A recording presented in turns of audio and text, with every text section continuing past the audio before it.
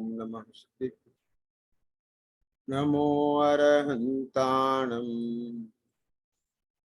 नमो सिद्धाणं नमो आयरीयाणं नमो वज्रायाणं नमो लोये सर्वसाहम्।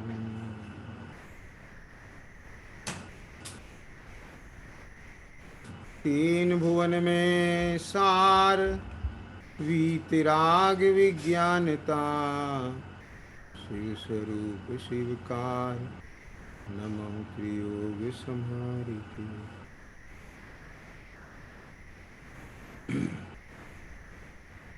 षडाला जी ग्रंथ के आधार से अपना स्वाध्याय का क्रम चल रहा है और इस संदर्भ में जो अपनी चर्चा चल रही है वो अपनी चर्चा प्रभावना अंग की चल रही है। अभी तक जो अपन ने चर्चा की है उसमें जो महत्वपूर्ण बात अभी तक आई है वह यह है कि जिसने अपनी परिणति में जिन धर्म अर्थात रत्नात्रय उसका उद्योग किया है, उससे स्वयं को प्रभावित किया है, जो रत्नात्रय स्वरूप अपने आत्मा का स्वभाव है, उस स्वभाव से जिसका ज्ञान प्रभावित हुआ है, अपने ज्ञायकता से जिसका ज्ञान प्रभावित हुआ है, जिसकी श्रद्धा प्रभावित हुई है और कैसी प्रभावित हुई है कि जो अनादि काल की मान्यता थी उस मान्यता को क्षण में पलट दिया है। समझ आया है ना? इसका नाम है प्रभावित होना। क्या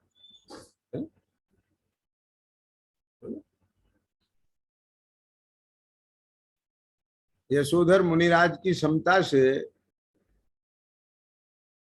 जो श्रेणिक राजा प्रभावित हुए, जिसे अपने बौद्ध धर्म में इतना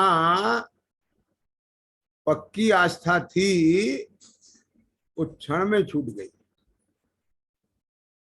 आप समझे ना? प्रभावित तो ऐसे हुआ जाता है।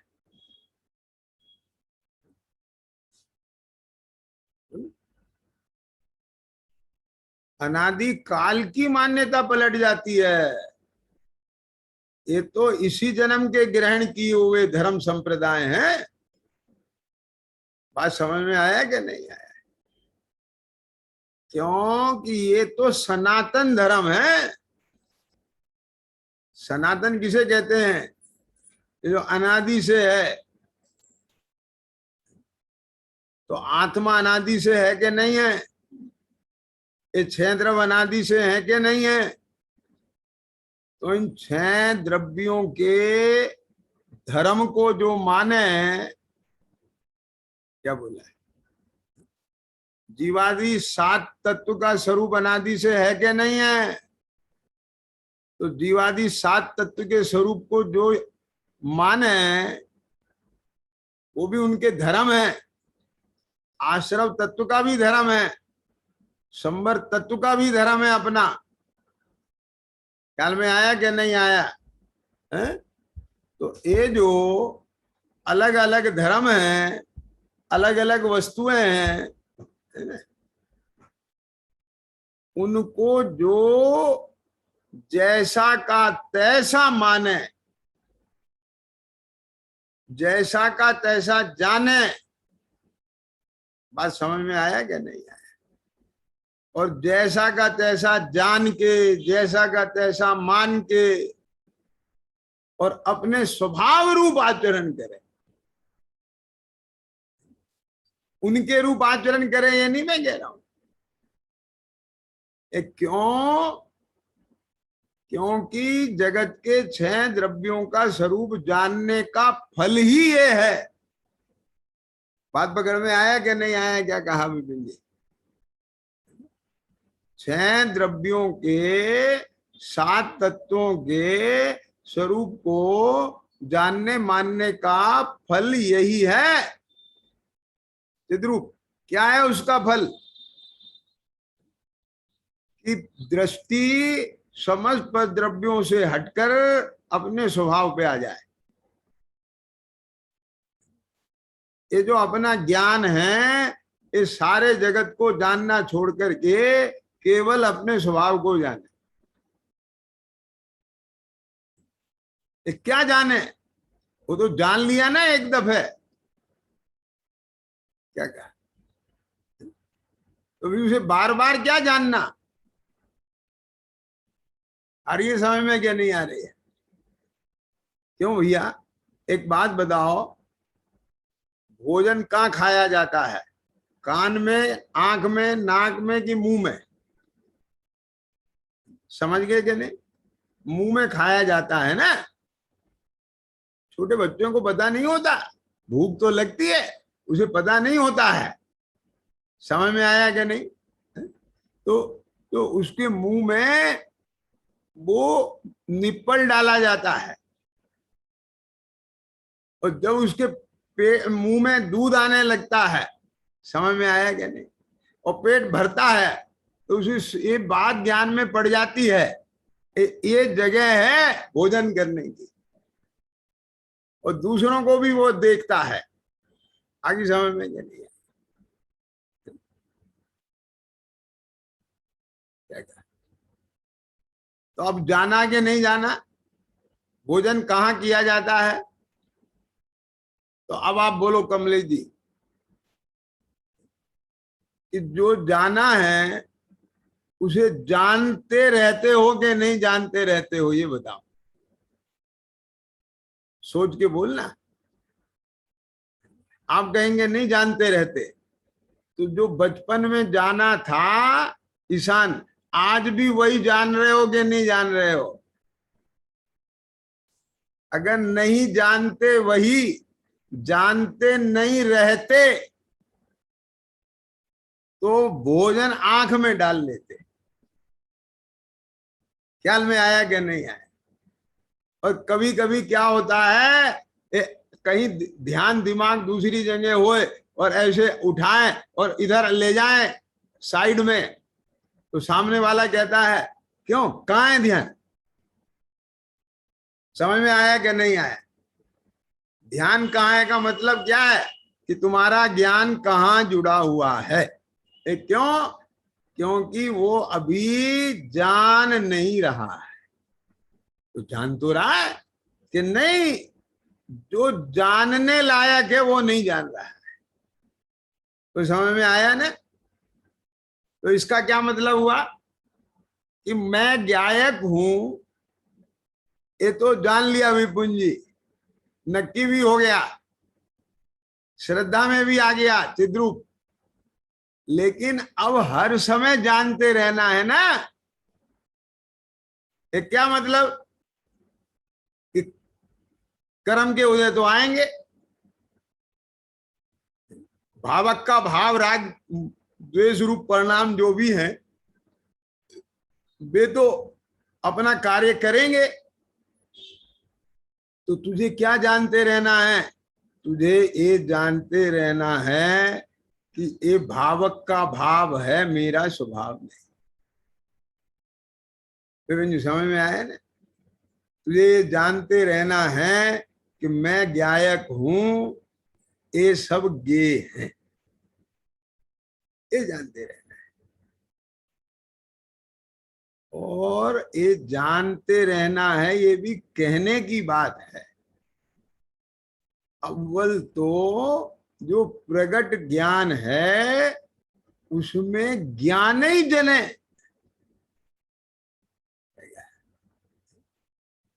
नहीं समझ में आता है? समझ में आ रहा है कुछ? चिद्रूप क्या कह रहे हैं?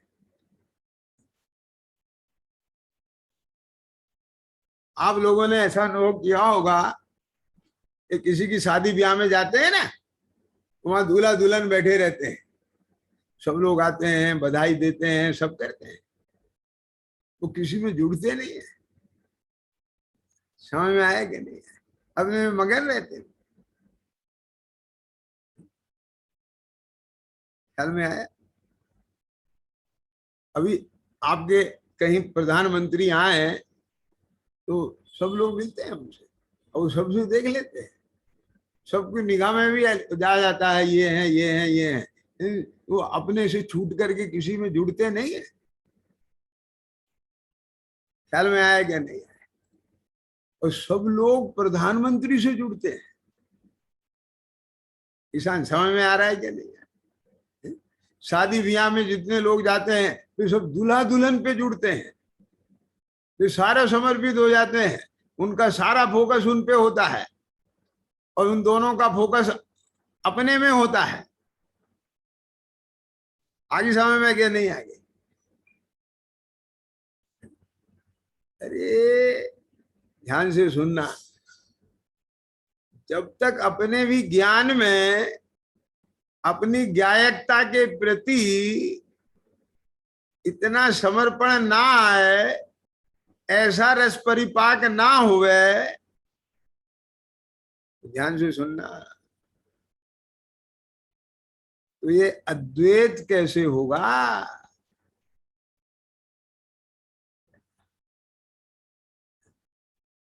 ये पर्याय और द्रव्य का मिलन कैसे होगा? समझ में आया कि नहीं आया? क्यों आई समझ में कि नहीं आ गई? प्रतिबिंबित पूरी घेयावली पर चिन्मयता को आँच नहीं।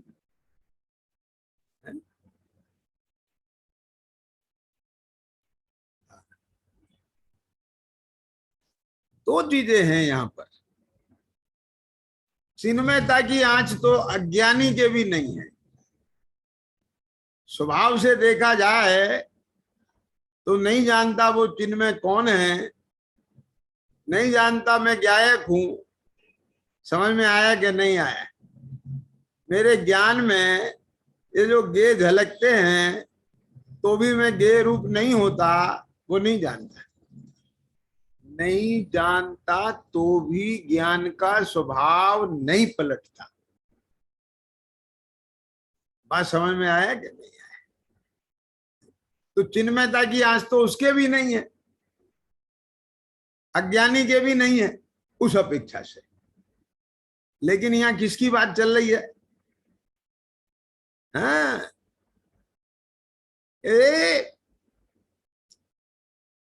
जैसे प्रधानमंत्री सबका अभिवादन ले रहा है, सारी पब्लिक झलक रही है, क्या समझ में आया? बस और मगन किसमें है? बात समझ में आया क्या? नहीं? ज्ञानी ज्ञान मगन रहे, रागा दिकमल खोए, चित उदास करनी करे, कर्म बंध नहीं होए। आई समझ में क्या? नहीं आई? अब बोलो क्या मतलब है इसका? ईशान प्रधानमंत्री ने हजारों लाखों लोगों को अभिवादन किया, हजारों लाखों लोगों ने उसको अभिवादन किया, पर किसी से नैन जुड़े हैं उसके? बंधा है किसी से? आगे समझ में क्या? नहीं आगे? ऐसे ही वो सबसे उदासीन है। क्या समझ में आया? मतलब एक देश लेना उदाहरण, बात समझे ना? तो चित्त उदास करनी करे, कर्म बंध नहीं हुए। मतलब इसका यही है कि जिसका ज्ञान अपनी ज्ञायकता पर इतना रिझा कि ओ मैं तो ऐसा चैतन्य चमत्कार हूं, ऐसी चैतन्य चमत्कारिकता मेरी है, चैतन्य का ऐसा चमत्कार है कि उस चैतन्य में ये सारा कर्म झलकता है, जनितता है, ऐसा भी लगता है मानो मैं इस रूप हो गया, तो भी मैं उस रूप नहीं हुआ और ना हुआ, ना होऊंगा, ना होता। ना तो हुआ था, ना हुआ हूं, ना होऊंगा। क्यों? क्योंकि चैतन्य के दल में, क्या बोले, समझ में आया ना? जैसे स्फटिक मणि अपने में इतनी घन है, ठोस है, उसमें किसी का प्रवेश नहीं होता, परंतु डाक के संसर्ग से वो स्फटिक पूरी लाल पीली हरी हो जाती है। ऐसे ही यह चैतन्य कर्म के निमित्त से, ख्याल में आया कि नहीं आया, कर्माकार हो जाता है। कर्माकार हो जाता है का क्या मतलब है? इसका जो दर्शन ज्ञान है ना, उसका कार्य ही ये है कि जैसा है वैसा जाने। समझ में आ गया क्या नहीं आया? और जब तक उस पे मिथ्या दर्शन का दाग लगा है, तो मिथ्या दर्शन का कार्य क्या है कि जैसा है वैसा नहीं जनाबे। तो इसलिए इसके अनुभव में भी वैसे ही आता है उसके निमित्त से। और जैसे जैसे उसका उपशम होता है तो उसको थोड़ा थोड़ा भाषने लग जाता है। जैसे जैसे भासता है उसके निमित्त से धीरे धीरे उसका उपशम होता जाता है। ख्याल में आया क्या नहीं आया? हाथ पकड़ी, ख्याल में आया? तो ये जिसका ज्ञान अपने ज्ञान स्वभाव से ऐसा प्रभावित हुआ कि वो अनादि काल से क्या जान रहा था अपने आप को, इन संयोगों को क्या जान रहा था, सुख का स्वरूप क्या जान रहा था, दुख का स्वरूप क्या जान रहा था, सुख दुख के कारण क्या है जान रहा था, वो सारा का सारा जानना एक समय में क्या करें, ये स्वरूप ऐसा है। तो ये है प्रभावना अंग। आई समझ में क्या नहीं आई? कौन हुआ प्रभावित? स्वयं। किससे हुआ? स्वयं के स्वभाव से। अभी तक किससे प्रभावित हो रहा था? कर्म के रूप से। समझ में आ गया क्या नहीं आया? कौन प्रभावित हो रहा था? स्वयं। तो स्वयं स्वयं में जिसका रूप देख रहा था, बात को पकड़ना, क्या बोला? स्वयं स्वयं स्वयं में, है ना? स्वयं स्वयं में का क्या मतलब है? अपनी चैतन्यता में। क्यों? ये दिखना जानना किसमें होगा? दर्शन ज्ञान में ही तो होगा ना। दर्शन ज्ञान में स्वरूप नहीं हो, दर्शन ज्ञान में देखने जानने की शक्ति नहीं हो, तो कैसे जाने? बात समझ में आ गया क्या नहीं है? रुमाल में जब देखने जानने की शक्ति नहीं है, इसमें दर्शन ज्ञान गुण ही नहीं है, तो ये क्या रुमाल जान सकता है कि मैं किसके हाथ में हूं? बात पकड़ में आई कि नहीं आई? लेकिन यहां मैं जानता हूं ना, ये रुमाल मेरा है। बात समझ में आ रहा है? ये मैं जानता हूं ना, ये रुमाल मेरा है। ये कैसे जाना? पहले देखने जानने में तो आए ना। तो मेरे में देखने जानने की शक्ति है ना। ख्याल में आया क्या नहीं? तो मैंने, समझ में आया ना? तो चैतन्य ने अपनी चैतन्यता में, समझ में आ रहा है कुछ? देखा तो चैतन्यता को, और दिखा उसमें कर्म का रूप। क्या बोला? मैं समझे ना? जैसे हमने इस स्फटिक को देखा, लेकिन दिखा लाल रंग। क्या कह गए? जा रही है समझ में क्या नहीं आ रही है? तो हम इन रंगों से प्रभावित होते रहे आज तक। जैसे जैसे भाव, जैसे जैसे परिणाम, जैसे जैसे संयोग, उन सबसे प्रभावित होते रहे हम आज तक। लेकिन क्या गजब, हमको यह जिन शासन मिला, जिनेन्द्र देव मिले, उनकी वाणी मिली, उस वाणी में, ध्यान से सुनना जरा, गजब बात है, उस वाणी में जिन धर्म का स्वरूप नहीं आया है, उस वाणी में वस्तु का स्वरूप आया। क्या कह गए? उस वाणी में ये नहीं आया जैन धर्म ये है। ध्यान से सुनना जरा बात। उस वाणी में वस्तु का स्वरूप आया है। प्रत्येक वस्तु अनंत धर्मात्मक है, ये अनेकांत हो गया। ख्याल में आ गया क्या? अब उसका कथन कैसे कर सकते हो आप एक साथ? आप उसके सारे धर्मों को कैसे बताओगे? क्योंकि उसमें परस्पर विरोधी धर्म भी है। एक अपेक्षा से वो वस्तु एक भी है, एक अपेक्षा से अनेक भी है, एक अपेक्षा से वो नित्य भी है, एक अपेक्षा से अनित्य भी है। बात समझ में आया क्या नहीं आया? देखो, मेरी बात को ध्यान देने की जरूरत है जरा, मैं जो कहने जा रहा हूं। हम सब ये कहते हैं कि जैन धर्म अनेकांत स्यादवाद को बताता है। इसकी जगह पे एक चीज की जरूरत है कि प्रत्येक वस्तु अनंत धर्मात्मक है, इसलिए उस वस्तु का कथन स्यादवाद से ही हो सकता है। आई बात समझ में कि नहीं आई? ऐसा कहने से क्या फर्क पड़ेगा? इसमें जैन धर्म का नाम तो आया ही नहीं है, इसी का ही तो नाम जैन धर्म है।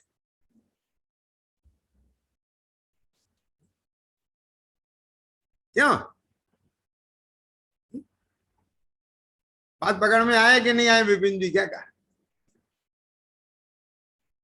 जिनेन्द्र भगवान, ये तो उनको जिन संज्ञा दी है, आई समझ में कि नहीं आ गई? ये काहे से दी है जिन संज्ञा? कि उन्होंने इंद्रियों को जीता है, जितेंद्रिय जिन। समझ में आया कि नहीं आया? उन्होंने मोह को जीता है, जित मोह। उन्होंने मोह का क्षय किया है, क्षीण मोह। ये तो उनको विशेषण दिए गए हैं, लेकिन असलियत में जो वस्तु का विज्ञान है, जो वस्तु का स्वभाव है, उसको प्रस्तुत किया जाना चाहिए। और वो वस्तु का विज्ञान जब प्रस्तुत किया जाएगा, समझ में आया क्या नहीं आया, उसे कौन स्वीकार नहीं करेगा? बोलो बता। और जिसने उस वस्तु के स्वरूप को स्वीकार कर लिया, वो जैन हो गया कि नहीं हो गया? बात पकड़ में आ रही है कि नहीं आ रही? बोलो बताओ। सब उसमें रात्रि भोजन का त्याग तो हुआ ही नहीं, उसमें पानी छान के पीने वाली बात तो आई नहीं। ये क्यों नहीं आएगी? समझ में आया कि नहीं आया? ये कैसे आएगी? ये जो आत्मा है ना, ध्यान से सुनना जरा, मार्मिक बात है। इसका जो स्वभाव है ना, वो अहिंसा है। या इसका स्वभाव अहिंसा कैसे है? इसका स्वभाव हिंसा नहीं है, ऐसे है। तो इसका स्वभाव हिंसा नहीं है, ये कैसे है? कि रागादि भाव की उत्पत्ति हिंसा है, और रागादि भाव की अनुत्पत्ति अहिंसा है। आया समझ में? ऐसे है। तो रागादि भाव अहिंसा है, हिंसा है, तो रागादि भाव का न होना अहिंसा है। तो इससे आत्मा का क्या मतलब? कि मतलब ये है कि ये रागादि भाव आत्मा का स्वभाव नहीं है, ये राग नामक कर्म के निमित्त से होने वाला चेतन का विकार है। क्या बोला? ये राग आत्मा में से निकल के नहीं आता है। आत्मा में एक वैभाविक शक्ति ऐसी है, यदि उसे कर्म का निमित्त मिलता है, उसे कर्म का संग संसर्ग होता है, तो ये संश्लेष भाव होते हैं, ये रागादि भाव होते हैं। और इन रागादि भाव के होने से ये आत्मा को आकुलता का अनुभव होता है। और ये पूरा सार्वकालिक और सार्वभौमिक सत्य है, इसे किसी प्रमाण की जरूरत नहीं है। ये हर कोई व्यक्ति, चाहे वो यहाँ भारत का हो या गैर भारतीय हो, समझ में आया कि नहीं आया, वो इस बात को अपने अनुभव से प्रमाण कर सकता है कि उसके चित्त में जब जब भी पर का लक्ष्य होता है तो आकुलता होती है। क्या ईशान समझ में आया ना विज्ञान? तो जब ये बात निकल के आ जाएगी कि वास्तव में हमारे भीतर जो रागादि भाव उत्पन्न होते हैं वो हिंसा है, क्योंकि उससे मेरा घात होता है, मेरे सुख का, शांति का, निराकुलता का घात होता है, और ये मेरा स्वभाव नहीं है। तो रागादि का अभाव होना ही मेरा स्वभाव है ना, वही सुख है ना, हो गया ना सिद्ध। तो जिन्होंने रागादि का भाव किया है वे आत्मा ही महान है, वे आत्मा ही भगवान है, हो गया सिद्ध।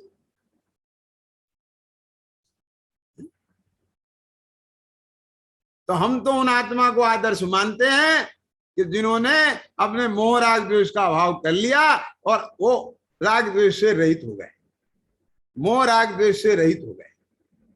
अब उनके अब भीतर में मोह राग द्वेष उत्पन्न नहीं होता है। तो क्या होता है कि दर्शन ज्ञान होता है, जो आत्मा का स्वभाव है। ये केवल ज्ञाता दृष्टा है, वो तो जानने देखने वाले हैं, आत्मा का स्वभाव ही यही है। तो आत्मा जब अपने पूर्ण स्वभाव को प्रकट कर लेता है तो बस हमारी नजर में वही आत्मा परमात्मा है, क्योंकि आत्मा को किसी से कुछ लेना ही नहीं है, आत्मा को किसी दूसरे को कुछ देना ही नहीं है। क्या समझ में आ गया कि नहीं आया? आत्मा स्वयं अपना भगवान है। ये कैसे? कि क्योंकि उसका स्वभाव बाहर से नहीं आना है, उसका स्वभाव तो है, शक्ति रूप से विद्यमान है पूरा का पूरा। समझ में आया कि नहीं आया? बोलो बताओ।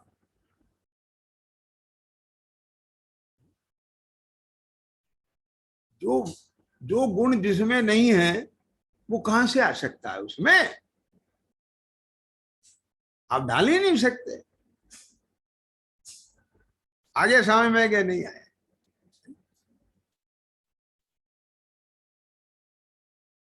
बोलो। क्यों चिद्रूप, सुन रहे थे कि नहीं सुन रहे थे? कहां गायब हो गए थे? क्या बोला? ये आत्मा स्वयं अपना ही भगवान है। तो फिर ये भगवान अरहंत आदि तुम आपने तो इन्हें बिल्कुल ही अलग कर दिया। ये कैसे कर दिया? तो मैं स्वयं भगवान हूं, ये बात मुझे किसी ने बताई? समझ में आया क्या नहीं आया? जो भगवान बने उनने बताई, जिन्होंने अपने भगवान को प्राप्त किया उनने बताई, जिन्होंने दूसरे भगवान को पकड़ा वे कहां से बताए? जिन्होंने अपने आत्मा का पूर्ण स्वभाव प्रकट किया है, प्राप्त किया है, हम तो उन्हें आदर्श मान रहे हैं ना, उन्हें अपना आदर्श बना रहे हैं ना। क्यों बना रहे हैं? कि अपने लिए, उनके लिए नहीं। ईशान समझ में आया क्या नहीं आया? तो अपने लिए क्यों बना रहे हैं? हमें भी तो अपना स्वभाव प्रकट करना है ना। हम उनसे इसलिए प्रभावित हुए हैं। बात पकड़ में आई कि नहीं आई? ये लॉजिक समझ रहे हो कुछ? हम इसलिए जैन धर्म से प्रभावित नहीं हो रहे हैं, हमारे बाप दादा जैन धर्म को मानते थे। हाँ, इस बात का तो गौरव मानते हैं कि हम उनकी संतान हैं जो इस जैन धर्म को मानते थे। नहीं आई समझ में बात? वे मानते थे इसलिए हम मानते हैं, ऐसा नहीं है। हम प्रभावित होके मानते हैं, भले ही पहले ऐसे ही मानते थे, लेकिन आज ऐसे नहीं मानते हैं। आज हम मान रहे हैं तो हम प्रभावित हुए हैं। और उस प्रभावित पने का प्रभाव ये है कि वो हमारा प्रभाव हमारे ज्ञान में आया है, हमारी मान्यता में आया है। समझ में आया कि नहीं आया? हमारे जीवन में आया। ये है प्रभाव। समझ में आ रहा है क्या? नहीं?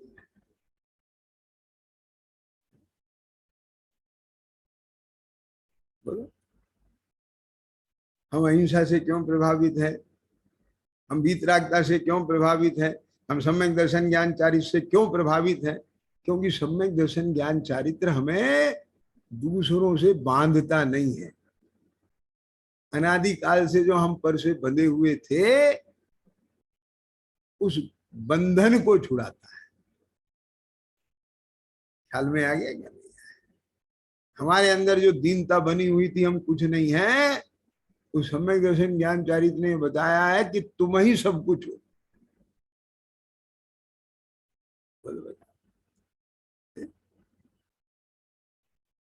आ रही है समझ में क्या नहीं आ रही है? हम रत्नात्रय से प्रभावित नहीं है। रत्नात्रय जिस स्वभाव से प्रभावित है। क्या बोला देवेंद्र? क्या कहा? रत्नात्रय यानी श्रद्धा ज्ञान चारित्र भी, उस श्रद्धा ज्ञान चारित्र पर भी जिस स्वभाव का प्रभाव पड़ा है, तो श्रद्धा ज्ञान चारित्र भी प्रभावित हो गया कि नहीं हो गया? जैसे जल है वो मंत्रित हो गया, तो जल भी मंत्र बन गया ना। क्या समझ में आ गई बात? आ रही है ना? तो श्रद्धा ज्ञान चारित्र भी पूज्य हो गया ना। ये क्यों? कि श्रद्धा ज्ञान चारित्र ने अपने पूज्य को जान लिया है, पूज्य को पहचान लिया है। इसलिए उपचार से हम श्रद्धा ज्ञान चारित्र से प्रभावित है। लेकिन मूल में तो श्रद्धा ज्ञान चारित्र जिससे प्रभावित है, हम उससे प्रभावित है। अरे हम और कोई नहीं है, हम श्रद्धा ज्ञान चारित्र हैं। और श्रद्धा ज्ञान चारित्र क्या है?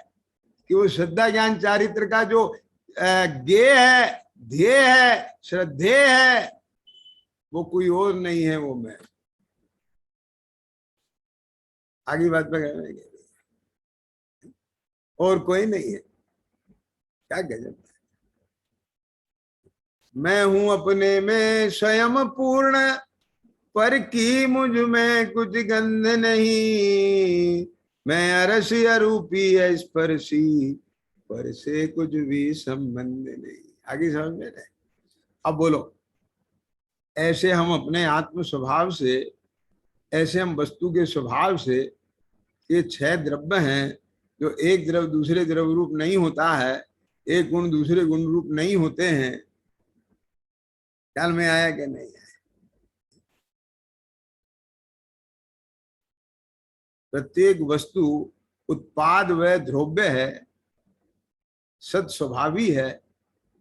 ये है जैन धर्म। समझ में आया कि नहीं? इस विज्ञान का नाम है जैन धर्म।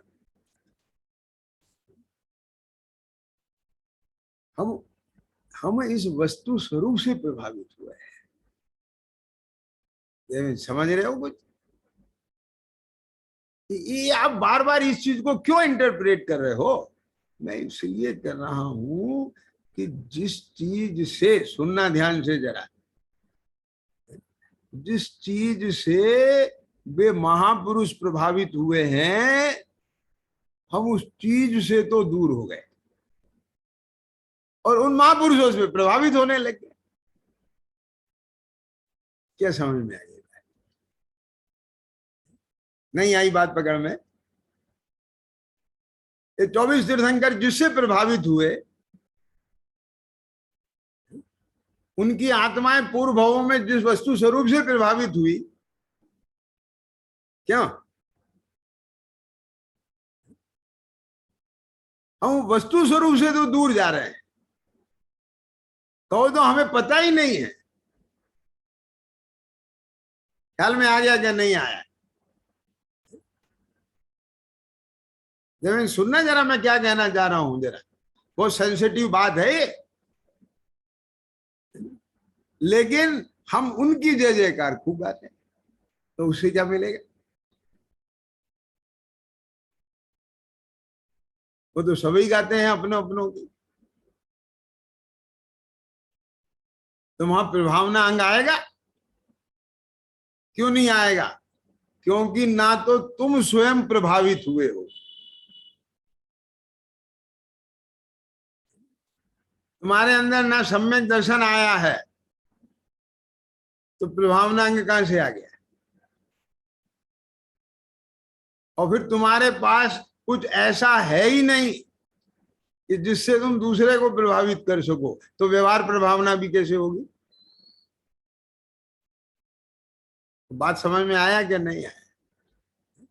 बस तुम तो यही बताओगे ये हमारे तीर्थंकर हैं, ये हमारे भगवान हैं, उनने ऐसा किया था, इतिहास इतना पुराना है। तुम कहोगे कि हमारा जैन धर्म 10,000 साल से है, तो वो ये कह देंगे हमारा 15,000 साल से। तुम इतिहास के 4 प्रमाण दोगे, वो 8 दे देंगे। मेरा मतलब समझ में आ रहा है क्या नहीं आ रहा है? किसकी किसकी कोर्ट में जाएंगे? वो वस्तु स्वरूप को क्यों नहीं प्रस्तुत करें हम? बोलो बता। अकलंक देव ने क्यों जीता था? अंकलंक देव ने वस्तु स्वरूप प्रस्तुत किया था, और वस्तु स्वरूप को कोई काट नहीं सकता। समदवत स्वामी ने क्या परिभाषा लिखी है? बोलो, आगम की क्या परिभाषा लिखी है? समझ में आया ना? जो वादी प्रतिवादी इनके द्वारा बाधित ना हो ही नहीं सकता। क्यों? आगे समझ में कि नहीं आए? तो आज जरूरत है प्रभावना के नाम पर कि हम स्वयं भी उस वस्तु स्वरूप से, उस तत्व ज्ञान से, ख्याल में आ गया क्या नहीं आया, प्रभावित हों। पहले हम तो प्रभावित हों, तब तो दूसरों को प्रभावित करेंगे ना। ख्याल में आया क्या नहीं आया? तो देखो क्या कहते हैं, है ना? प्रभावना का अर्थ है निर्जराधिकार की। समझ में आया ना? 236 नंबर की गाथा का भावार्थ ले रहा हूं मैं, अब आपको समझ में आएगा। नहीं है ग्रंथ, टेंशन नहीं लेना, ग्रंथ है तो निकाल लें, नहीं है तो सुनो ध्यान से। प्रभावना का अर्थ है प्रकट करना, उद्योत करना इत्यादि। इसलिए जो अपने ज्ञान को निरंतर अभ्यास के द्वारा प्रकट करता है, बढ़ाता है, उसके प्रभावना अंग होता है। उसे अप्रभावना कृत कर्म बंध नहीं होता, किंतु कर्म रस देकर खिर जाता है, इसलिए उसके निर्जरा ही है। अब कर्म खिर गया तो निर्जरा होगी कि नहीं होगी? इस गाथा में निश्चय प्रभावना का स्वरूप कहा है। जैसे जिन बिंब को रथारूढ़ करके नगर वन इत्यादि में फिराकर व्यवहार प्रभावना की जाती है। इसी प्रकार जो विद्या रूपी रथ में आत्मा को विराजमान करके मन रूपी मार्ग में भ्रमण करता है, ख्याल में आया ना, वह ज्ञान की प्रभावना युक्त सम्यक दृष्टि है, वह निश्चय प्रभावना करने वाला है।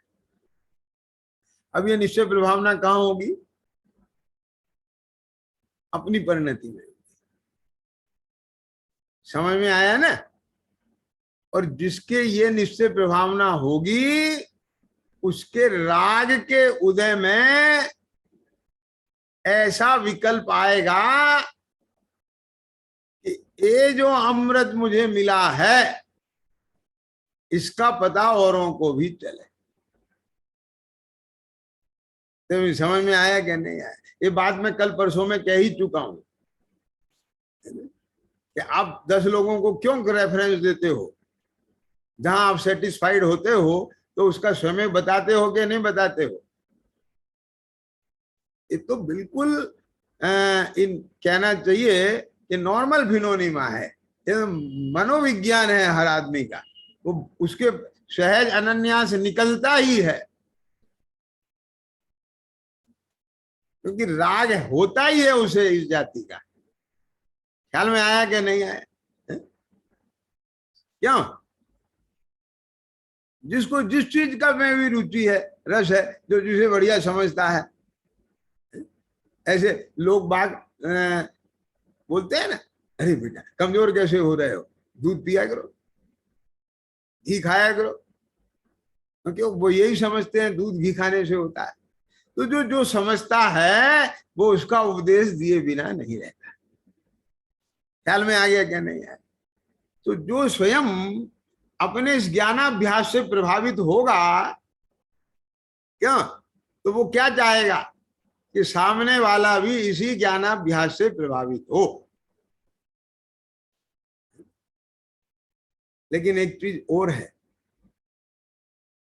यदि कोई पिता डॉक्टर है और उसे लगता है मेरा प्रोफेशन बहुत अच्छा है, तो वो भी अपने संतान को डॉक्टर बनाना चाहता है। तो पैदा होते ही तो डॉक्टर नहीं बन जाएगा। ख्याल में आया क्या नहीं आया? तो उसे बचपन से ही डॉक्टरी के खिलौने लाके देते हैं, और डॉक्टर सेट, उसमें सारे वही होते हैं इंस्ट्रूमेंट। क्यों? कि इनसे खेलेगा तो इसके संस्कार पकेंगे। आई समझ में कि नहीं आए? तो ऐसे ही जो ज्ञानी धर्मात्मा आचार्य हैं, वे नए जीव जो आते हैं उनको एकदम से कि ये भगवान आत्मा को नहीं पकड़ पाएगा, यदि उसकी क्षमता पात्रता दिखे, हमारा बालक वाला नहीं देखना कि उसे 20 साल लगेंगे, तो ऐसा जरूरी नहीं है। ख्याल में आया कि नहीं आया? कोई जीव की पर्यायगत योग्यता इतनी अच्छी होती है कि एक समय पहले ग्रहित मिथ्या दृष्टि होता है गौतम गंधर की तरफ से, और अगले समय वो गौतम के पद पे चला जाता है, गणधर के पद पे चला जाता है। आगे समय में कि नहीं आगे? तो जब तक उसकी योग्यता नहीं जाने तो उसे व्यवहार धर्म में लगाते हैं। आई समझ में कि नहीं आगे? तो ये सारी चीजें अपनी जगह व्यवस्थित हैं। आई समझ में ना? तो जिसका चरणान योग में उपदेश दिया गया है देवेंद्र, आप चरणान योग के रत्नगंज श्राव का 4 में प्रभावनांक पढ़ेंगे तो उसमें ये सब है कि ऐसी भक्ति करें कि जिसे देख करके दूसरे लोगों के अंदर में ये प्रभाव पड़े कि देखो जैनों की भक्ति कैसी होती है। समझ में आ रहा है कि नहीं आ रहा है? लेकिन मैं इसमें एक बात और कहना चाहता हूं, भक्ति का अर्थ खाली ढोलक बजाना नहीं है, नाचना कूदना नहीं है। भक्ति की परिभाषा क्या है? अगर हम इस बात को भी की भी स्थापना करें कि देखो जैनों की भक्ति कितनी गजब की होती है, है ना। अब करो इसकी भी स्थापना। भक्ति किसे कहते हैं? गुणे अनुरागे भक्ति। तो फिर इनकी भक्ति किसमें होती है?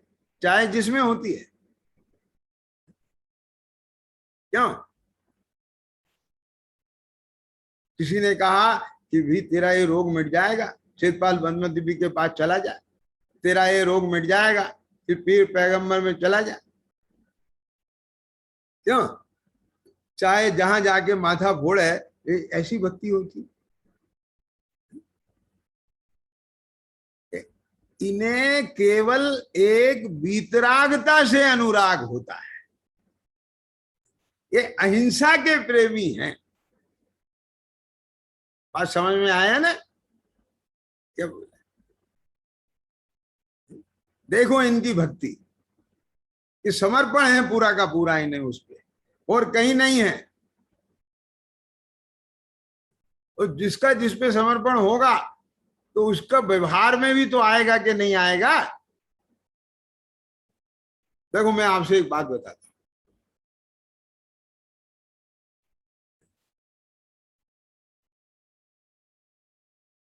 लखपति की शादी बढ़िया होती है कि अरबपति की शादी बढ़िया होती है?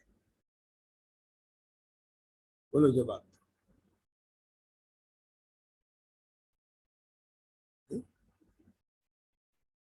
क्यों? लखपति पिता अपने बेटे की शादी बढ़िया करता है कि अरबपति अपने बेटे की शादी बढ़िया करता है?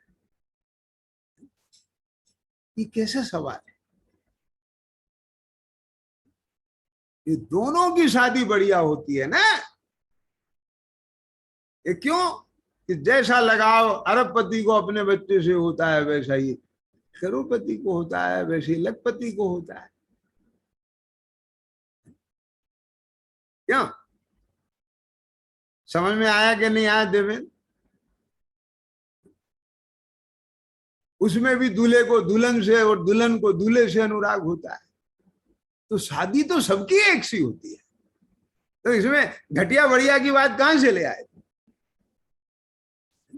इन्हें वो 5 स्टार में हुई थी और ये तो तंबू तैनात में हुई है। अच्छा चल, तंबू तैनात में जो शादी कर रहे हैं उनकी खुशी देख ले। क्या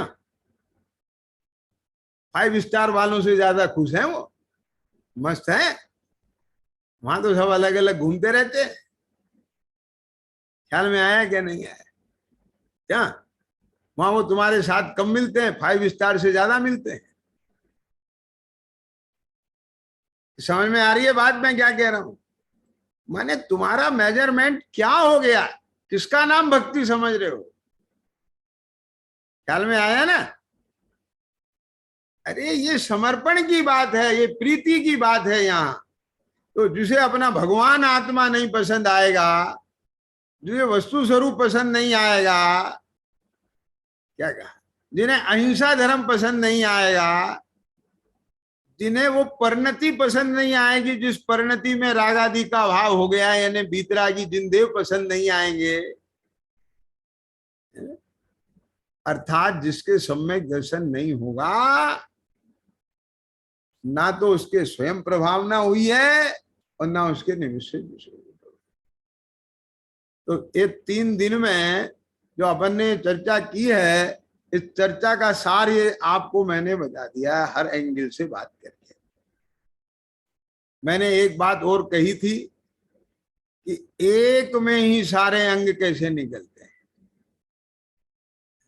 जैसे वस्तु स्वरूप की बात बताई, क्यों? तो उस वस्तु स्वरूप से हम क्यों प्रभावित हुए? बोलो।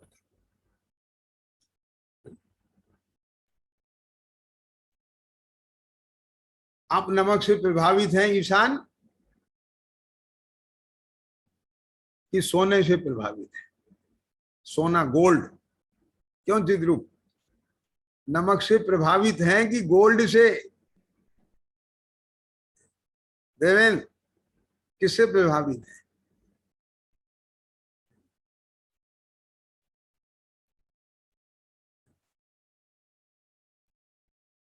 तो अब जो कोई आदमी उसकी वैल्यू देखेगा ना, तो कहेगा गोल्ड ज्यादा वैल्यूएबल है।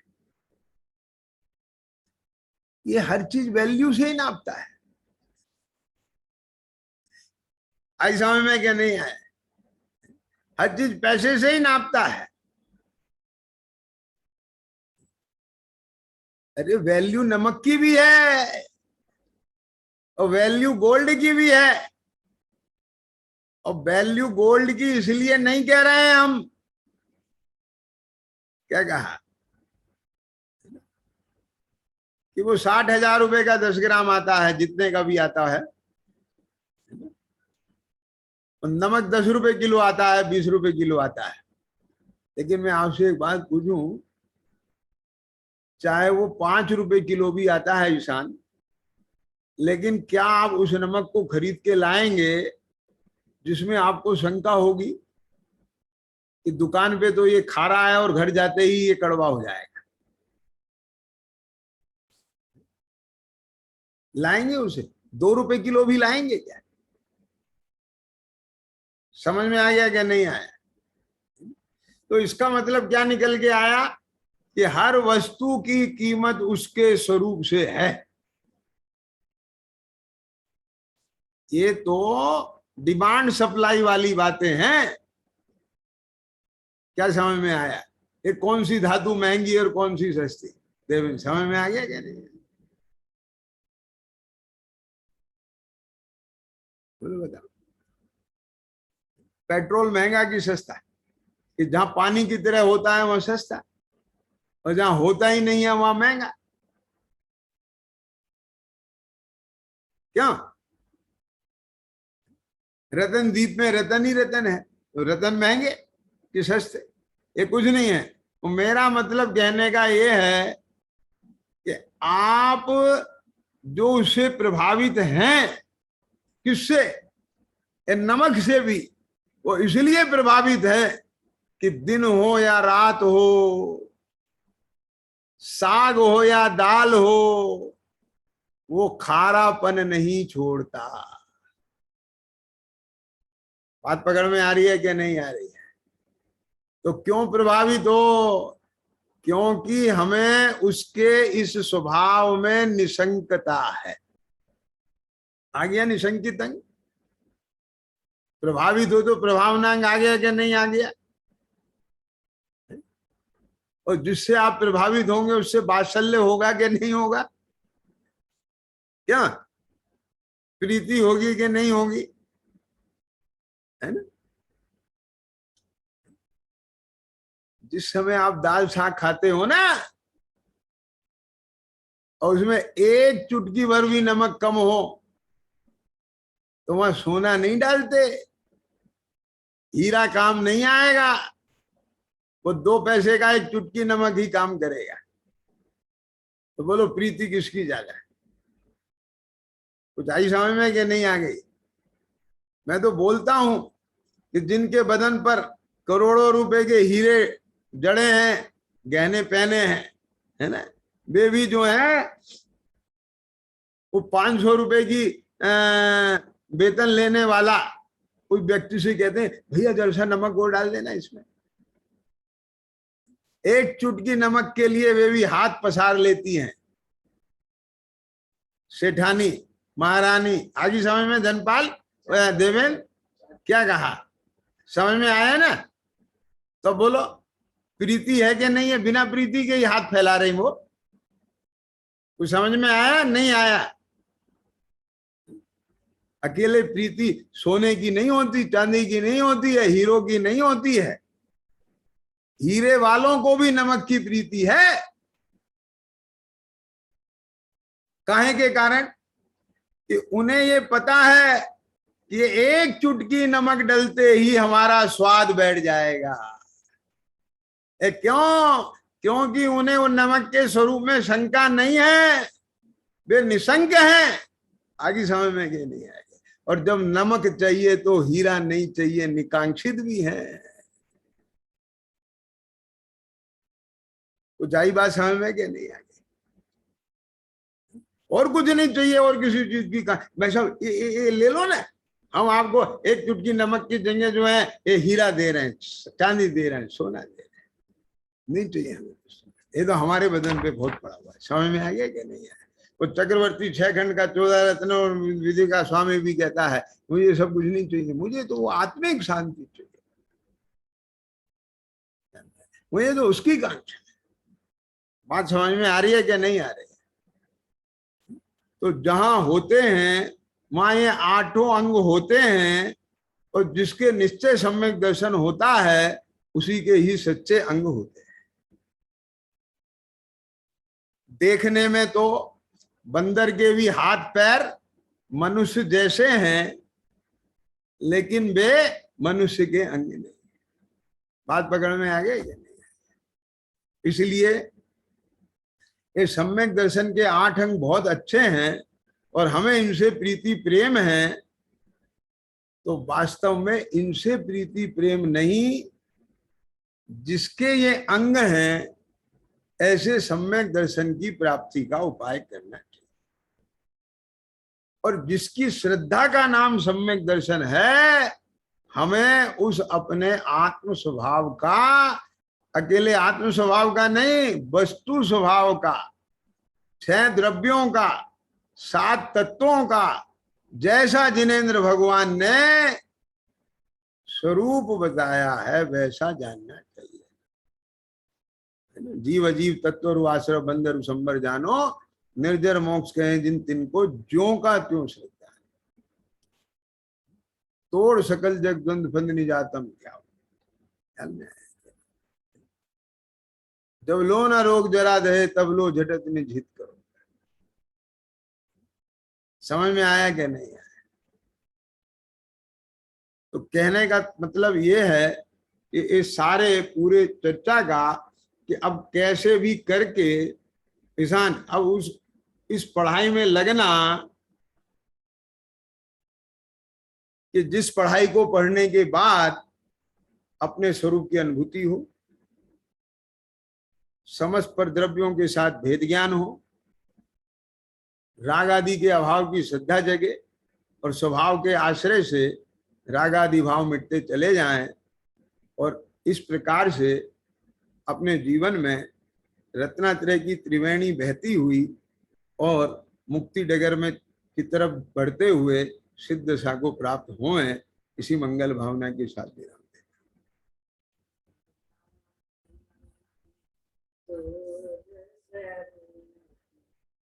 विनाशी में